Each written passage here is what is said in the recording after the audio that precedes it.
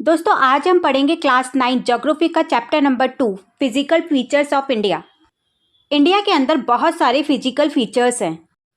जैसे कहीं पर हिमालय के माउंटेन्स हैं तो कहीं पर प्लेन लैंड्स हैं, कहीं पर डेजर्ट है तो कहीं पर आइलैंड्स हैं। इसीलिए इंडिया अलग अलग लैंडफॉर्म वाली कंट्री है। बच्चों आपकी बुक में आपको 6 डिविजन्स पढ़ने के लिए दिए गए हैं और इन 6 डिविजन्स के नाम है the Himalaya mountains, the northern plains, peninsular plateaus, Indian desert, coastal plains और लास्ट में द आइलैंड। तो अब शुरू करते हैं हिमालय के माउंटेन से। ये माना जाता है कि हिमालय के जो हिल्स हैं ये दूसरे हिल्स के कंपैरिजन में ज़्यादा पुराने नहीं हैं और ये जो माउंटेन्स है ये स्ट्रक्चरली फोल्ड है। मतलब ये कि ये जो माउंटेन्स है ये 2 टेक्टोनिक प्लेट्स के टकराने से बने हैं। अगर हम मैप में देखें तो वेस्ट से ईस्ट डायरेक्शन में ये जो माउंटेन्स है ये कुछ इस तरह से फैले हुए हैं, इंडस से लेके ब्रह्मपुत्र तक। और इंडस एक नदी है जो यहाँ से निकलती है और ब्रह्मपुत्र नदी यहाँ से निकलती है। तो इंडस से लेके ब्रह्मपुत्र तक ये पहाड़ फैले हुए हैं जिनकी टोटल लेंथ 2400 किलोमीटर है, जबकि इनकी विड्थ कश्मीर में 400 किलोमीटर और अरुणाचल प्रदेश में 150 किलोमीटर है। तो इससे ये पता लगता है कि कश्मीर की तरफ माउंटेन्स बहुत ज़्यादा है और अरुणाचल प्रदेश तक जाते जाते ये बहुत कम होते जाते हैं। अब ये जो माउंटेन्स है ये 3 पैरेलल रेंज में बटे हुए हैं। पहली रेंज का नाम है हिमाद्री, दूसरी रेंज का नाम है हिमाचल और तीसरी रेंज का नाम है शिवालिक। तो सबसे पहले हम बात करते हैं हिमाद्री की। इसके अंदर बड़े बड़े पहाड़ हैं जिनकी ऊंचाई बहुत ज़्यादा है और इन पहाड़ों की जो एवरेज हाइट है वो लगभग 6000 मीटर है और ये माउंटेन्स ग्रेनाइट के बने होते हैं, जबकि हिमाचल जो हिमाद्री रेंज के ठीक नीचे आते हैं इन्हें लेसर हिमालय भी कहा जाता है और इनकी एवरेज हाइट 3700 मीटर से 4500 मीटर तक होती है। और अब लास्ट में आती है शिवालिक रेंज। ये हिमालय की सबसे बाहर वाली रेंज होती है और इनकी एवरेज हाइट 900 से 1100 मीटर तक होती है। और शिवालिक के जो पहाड़ है वो एक खास मिट्टी से बने होते हैं जिसका नाम है एलुवियम सॉइल। इसे सबसे अच्छी सॉइल्स में से एक माना जाता है क्योंकि ये पानी कम मांगती है और इंडिया इस मामले में बहुत ज़्यादा रिच है। अब ये जो हिमालयन पहाड़ है इन्हें एक और तरह से बांटा जा सकता है। जो हिमालय इंडस और सतलज के बीच आते हैं उन्हें पंजाब हिमालय कहा जाता है और जो हिल्स सतलज और काली रिवर के बीच आते हैं उन्हें कुमाऊं हिमालय कहा जाता है। ऐसे ही काली और तिस्ता नदी के बीच जो हिमालय आते हैं उन्हें नेपाल हिमालय कहा जाता है और जो तिस्ता और दिहांग नदी के बीच वाले हिमालय हैं उन्हें असम हिमालय कहा जाता है। अब आप यहाँ देखो कि ऊपर से नॉर्थ ईस्ट तक आते आते हिमालयाज एक स्ट्रेट लाइन में हैं, लेकिन यहाँ पर आते आते ये बैंड हो जाते हैं और जहाँ ये बैंड हो रहे हैं वहाँ इन्हें पूर्वांचल कहा जाता है और इन्हें एक और नाम से जाना जाता है और वो है ईस्टर्न हिल्स। खटका hills, Naga hills, Manipur hills और मिजो हिल्स सब यहीं पर आते हैं। तो यहाँ पर हिमालय के माउंटेन्स हो गए। अब हम बात करते हैं नॉर्दर्न प्लेन्स की।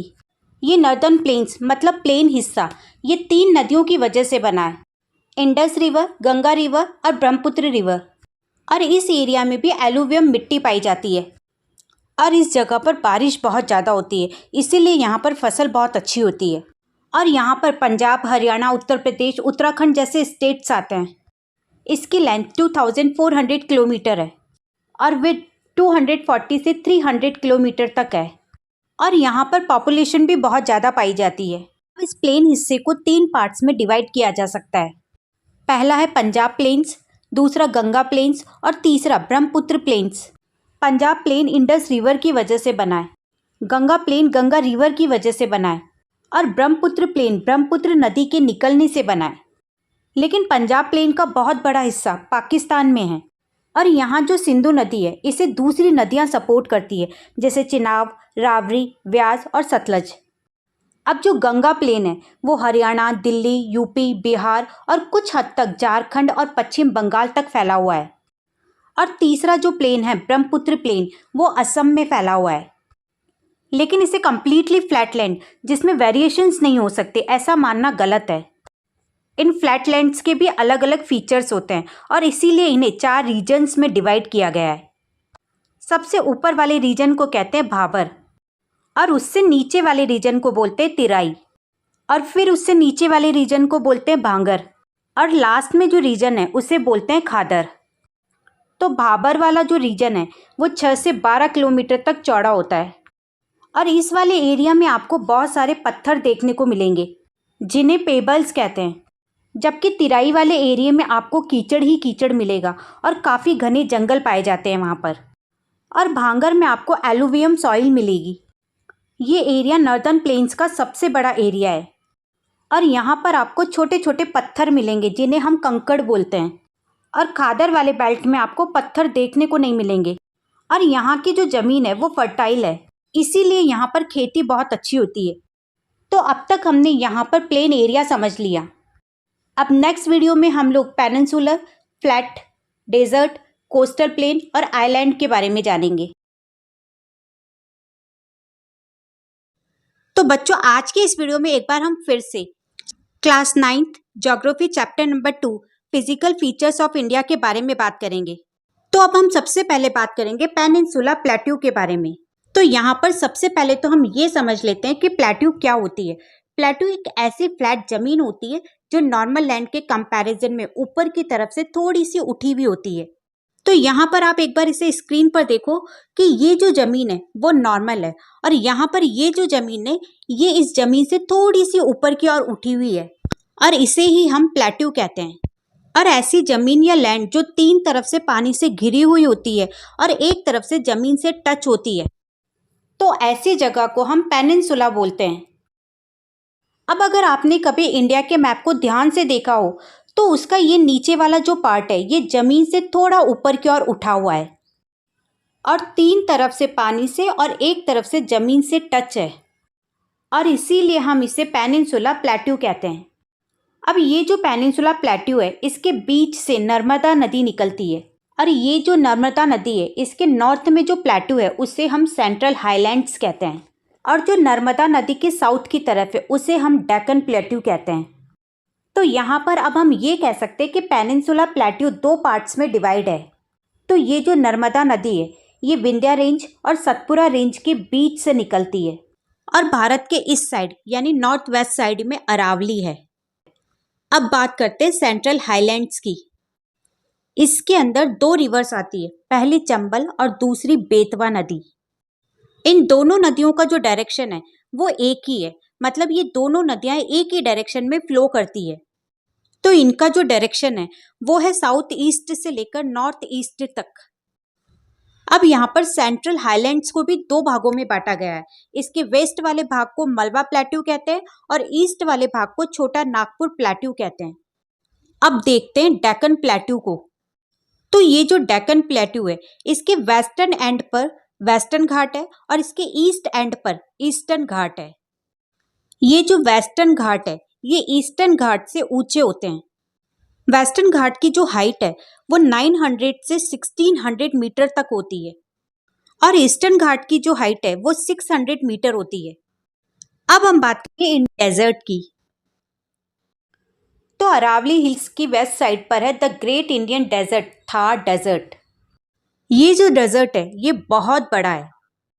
यहाँ पर हमें हर तरफ रेती रेत देखने को मिलती है, क्योंकि जैसा कि हम सब जानते हैं कि रेगिस्तान में वर्षा बहुत कम होती है। अब अगर हम बात करें यहाँ की बारिश की तो यहाँ पर बारिश टोटल 150 mm ही होती है और वो भी पूरे 1 साल के अंदर। यहाँ पर सिर्फ एक ही नदी है और वो है लूनी नदी। अब बात करते हैं कोस्टल प्लेन्स की। ये जो कोस्टल प्लेन्स हैं ये अरेबियन सी से बे ऑफ बंगाल तक हैं और जो कोस्ट वेस्ट की तरफ है उन्हें हम वेस्टर्न कोस्ट और जो ईस्ट की तरफ है उन्हें हम ईस्टर्न कोस्ट कहते हैं। ईस्टर्न कोस्ट ज़्यादा चौड़े हैं वेस्टर्न कोस्ट की कंपैरिजन में। तो यहाँ पर वेस्टर्न कोस्ट को 3 भागों में बांटा गया है। पहला है कोंकण कोस्ट, दूसरा है कन्नड़ प्लेन्स और तीसरा है मालाबार कोस्ट। सेम ऐसे ही ईस्टर्न कोस्ट को भी 2 भागों में बांटा गया है। पहला है नॉर्थर्न सर्कार्स और दूसरा है कोरोमेंडल कोस्ट। और अब लास्ट में आता है आइलैंड। इंडिया के 2 ग्रुप्स ऑफ आइलैंड है। पहला ग्रुप है लक्षद्वीप आइलैंड जो अरेबियन सी के अंदर है और दूसरा ग्रुप है अंडमान निकोबार आइलैंड जो बे ऑफ बंगाल में है। तो यहाँ ये जो लक्षद्वीप आइलैंड्स हैं इन्हें पहले लेकाडाइव मिनिकॉय और अमीन डीवी के नाम से जाना जाता था, जिन्हें 1973 में चेंज करके लक्षद्वीप आइलैंड्स कर दिया गया। और इसका जो टोटल एरिया है वो है 325 स्क्वायर किलोमीटर और इसकी कैपिटल है कावारत्ती। अब ये जो अंडमान निकोबार आइलैंड्स हैं, ये आइलैंड्स नॉर्थ की साइड में हैं और उन्हें हम अंडमान आइलैंड्स कहते हैं। और जो आइलैंड्स साउथ की तरफ है उन्हें हम कहते हैं निकोबार आइलैंड्स। तो ये जो हमारी इंडिया के फीचर्स हैं ये बहुत ही ज़्यादा बेनिफिशियल है हमारे लिए, क्योंकि ये जो प्लेट्यूज़ है उनसे हमें बहुत सारे मिनरल्स मिलते हैं और हिमालय हमें सेफ रखते हैं ड्राई एंड कोल्ड विंड से। और नॉर्थन प्लेन्स में बहुत अच्छी खेती की जाती है और यही फीचर्स हमारे इंडिया को ग्रेट और ब्यूटीफुल बनाते हैं।